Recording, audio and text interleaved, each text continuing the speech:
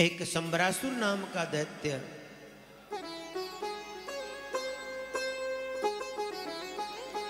जिसे ये वरदान है कि भगवान कृष्ण द्वारकाधीश का प्रथम पुत्र ही तुम्हारा काल होगा।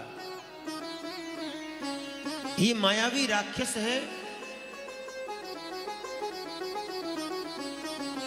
स्त्री का रूप बनाकर प्रसूति का ग्रह से प्रद्युम्न को उठा लाया और समुद्र में फेंक दिया। 6 दिन के प्रद्युम्न को समुद्र में फेंक दिया कि मर जाएगा और मैं अमर हो जाऊंगा।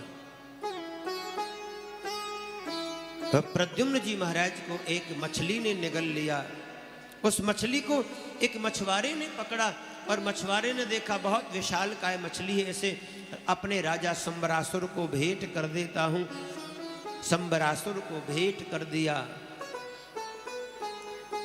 संबरासुर ने उस मछली को रसोई में भिजवा दिया और संबरासुर की रसोई में कामदेव की पत्नी रति रसोइया की सेवा करती है, भोजन बनाती है। उस मछली के पेट को काटा, अंदर से एक बड़ा दिव्य सुंदर बालक निकला। पहचान गई कि मेरे पति ने अवतार ले लिया, साक्षात मेरे पति हैं। अनेकों प्रकार के दिव्य अवलेह पदार्थ आदि खिलाकर प्रद्युम्न जी महाराज को बड़ा किया।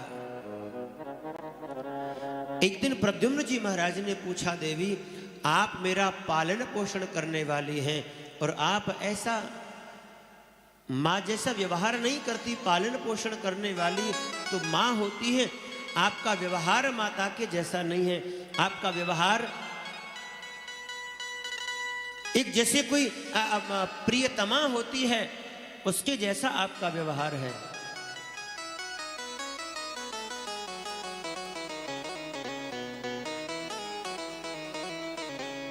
रति ने कहा, स्वामी मैं आपकी पत्नी ही हूं।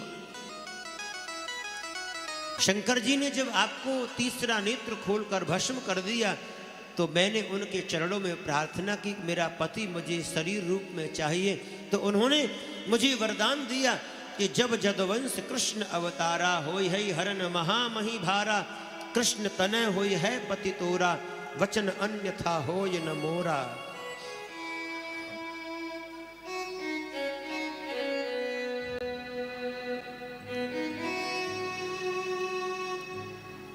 प्रद्युम्न जी महाराज अपनी पत्नी को पाकर बड़ी प्रसन्न हुए और प्रद्युम्न जी महाराज ने संबरासुर का वध किया और संबरासुर का वध करके प्रद्युम्न जी अपनी पत्नी को लेकर द्वारका पधारे, जहां पर इनका बड़ा ही राजोचित स्वागत हुआ। बधाइयां गाई गई। इतने सालों बाद बेटा वापस लौटा है, वो भी बहू के साथ।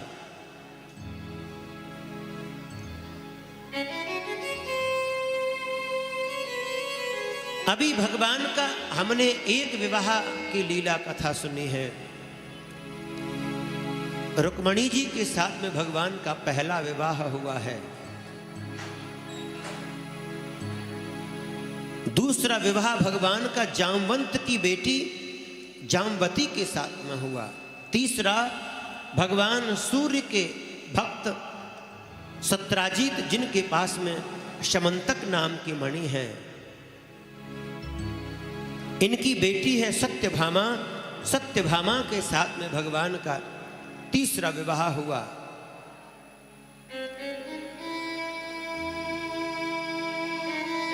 द्वारकाधीश भगवान का चौथा विवाह हुआ कालिंदी के साथ में, जमुना जी के साथ।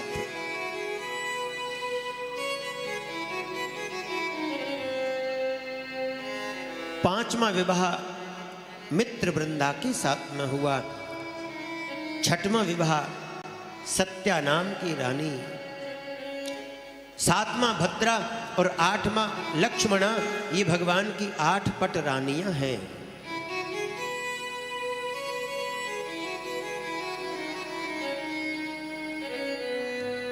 ये भगवान के 8 विवाह हुए। और एक और राक्षस की चर्चा आती है, भौमासुर नाम का दैत्य, जिसने 16,100 कन्याओं को अपनी जेल में बंद किया है, राजाओं को जीतकर अपनी जेल में बंद किया है।